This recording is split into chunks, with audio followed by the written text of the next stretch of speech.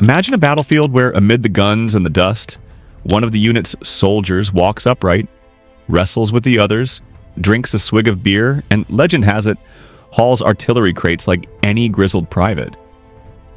That wasn't a scene from a movie. That was Wojtek, a Syrian brown bear who became the mascot and, in many ways, a member of the Polish Second Corps during World War II. His story is part survival tale, part military oddity, and entirely human. A cast of soldiers far from home adopt an orphaned cub, and that cub becomes a living emblem of camaraderie, resistance, and the absurdities of war. Over the next several minutes, I'll take you from a dusty railway station in Iran to the roar of Monte Cassino, and finally to a peaceful enclosure in Scotland, following how one furry, 500 to 600 pound animal earned the nicknames, the rank, and the heart of an army. Stay with me, because the moment Wojtek encountered artillery changed how his comrades saw the war. And you'll learn why statues of him still stand today. How Wojtek was found and adopted. The origin of Wojtek reads like the start of a tall tale. In 1942, soldiers from the Polish Second Corps, displaced by the war and on the long march through the Middle East after leaving the Soviet Union, encountered a badly shaken, orphaned bear cub.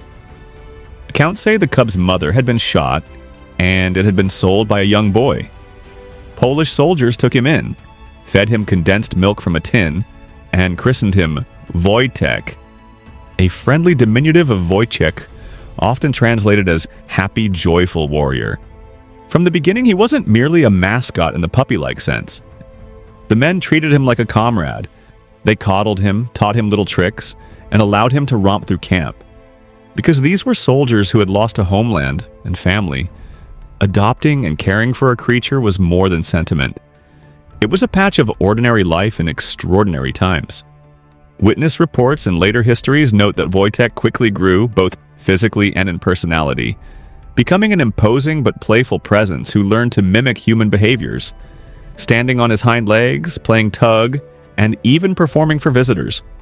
This early adoption set the stage. The bear was no mere pet.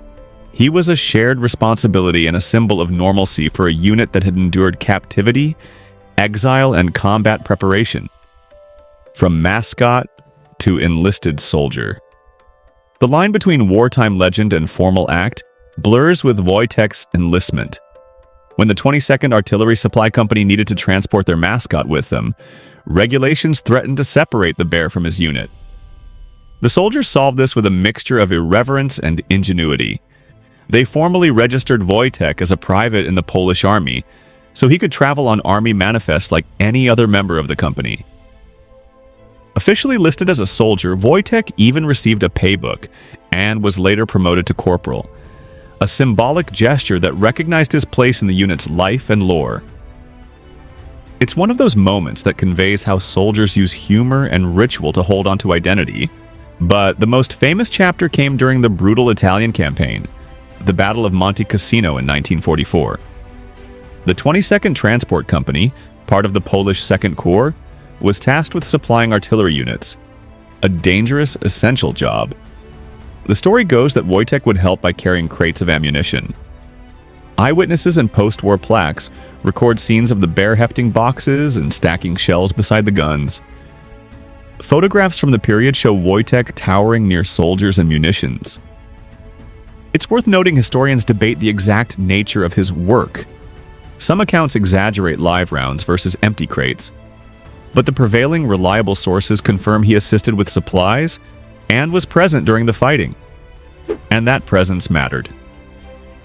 Whether he gripped a crate with his massive paws or simply boosted morale by mimicking the men's movements, Wojtek became inseparable from that campaign story. Personality, rituals, and the bond with men at war. Wojtek was as much a social creature as a physical one. Soldiers reported he loved beer, enjoyed chewing on cigarettes, sometimes offered as treats, and liked wrestling. He would rumble like a dog greeting a friend and could be trained to perform small tasks, rolling a barrel, standing like a man, or responding to commands. These anecdotes highlight something deeper. In the loss and dislocation of war, the bear provided a form of emotional repair.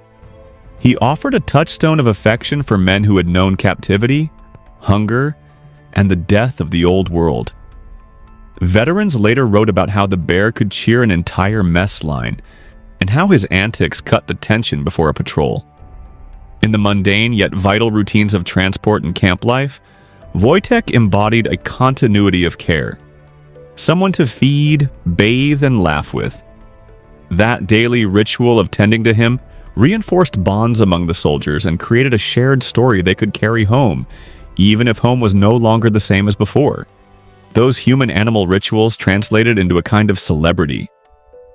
Wojtek showed up in local newspapers, featured in Allied press pieces, and later appeared on British radio and television. To the soldiers, he was teammate and friend. To the public, he was a curiosity that humanized the often abstract narratives of movement and battle. This dual role, a beloved mascot at camp and symbol on the front lines, is a big reason his story has endured in museums and memorials. People don't just remember the logistics. They remember a bear who marched, who ate with the men, and who stood like a living, breathing story amid maps and orders. Aftermath, Edinburgh, memorials, and why Wojtek still matters. After the war, returning to a Soviet-dominated Poland wasn't an option for many of Anders' soldiers, but the men and the bear found a new chapter in Britain. Wojtek was eventually transferred to the care of former comrades and then to Edinburgh Zoo, where he lived until his death in 1963. He remained a favorite. People came to see the bear who had served with Polish soldiers, and former veterans visited to reminisce. His presence in Britain was more than a curiosity. It became a living link between displaced soldiers and the communities that took them in. Today, Wojtek's image endures. Bronze statues and memorial plaques stand in Edinburgh and in several Polish towns. Museum exhibits recount his life, and books, plays, and school lessons retell the astonishing mix of loyalty, humor, and sorrow in his story. These memorials do more than celebrate a quirky wartime anecdote. They mark the broader human truths of war: friendship under strain, the creative rituals soldiers invent to survive, and the strange solace animals can bring in the bleakest moments. Wojtek has become a symbol for displaced communities, a reminder that history holds odd touchstones that suddenly explain emotional experiences far better than cold strategic charts. If you walk past his statue in Edinburgh, you're looking at a story that threaded together nations, animals, and memory. Outro. So what do we take away from the idea that a bear fought for an army? In Wojtek's case, it's not a literal combat role so much as a story about how people respond to chaos. They adopt, they ritualize, and they find humor and companionship where they can.